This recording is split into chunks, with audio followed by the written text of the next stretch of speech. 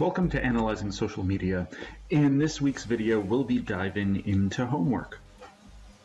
A piece of homework I'm asking you to do is to find a spigot, which is like NodeXL, and it's a tab here containing a number of spigots in the import section.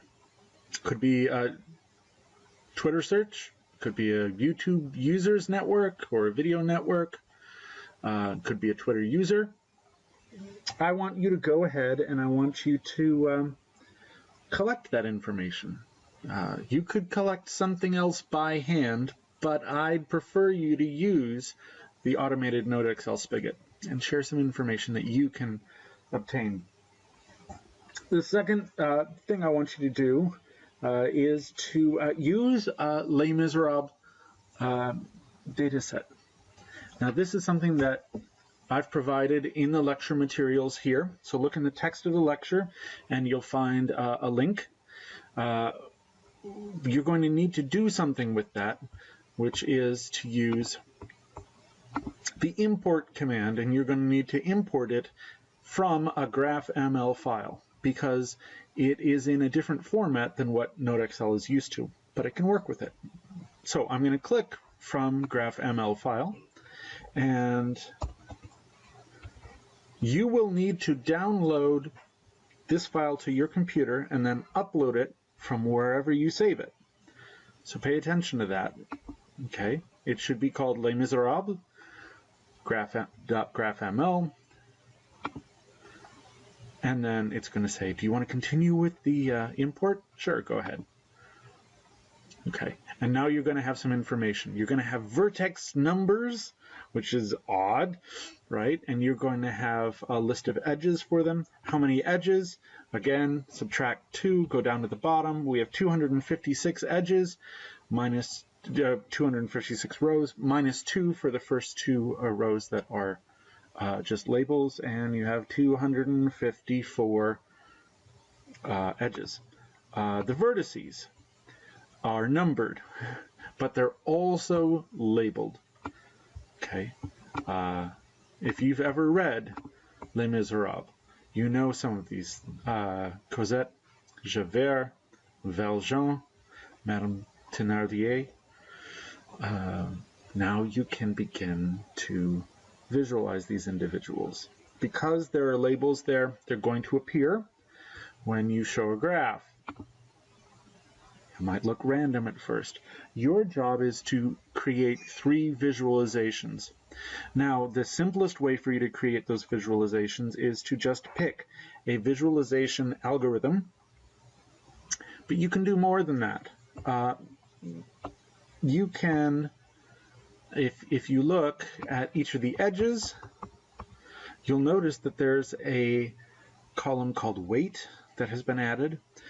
The weight is the number of times that 2 individuals are mentioned in the same chapter. So we know that number 3 and number 0.0 are mentioned 10 times. Oh, that's Myriel and Madame Magloire.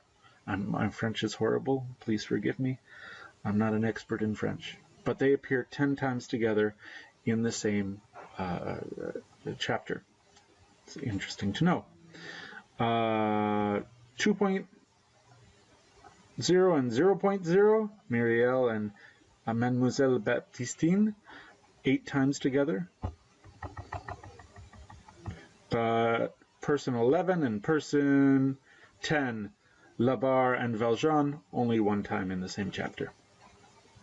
Okay, now that is some information. How would you visualize it? Could you use an autofill? Certainly. Could you go through and select a different color according to what? According to weight? You might. Okay. Could you select width? The edge style? Certainly you might. So you might take weight and you might change the style. Now each time you do this, you want to select the options. and you'll want to set some option here. If it's greater than what? Greater than 3, well then we'll set it to dash dot. Otherwise it'll be a dash.